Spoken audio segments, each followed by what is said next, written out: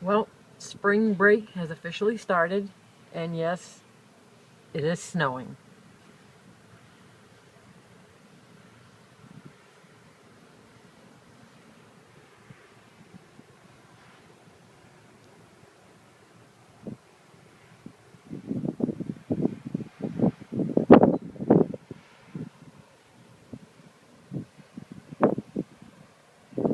We are supposed to get 6 to 12 inches.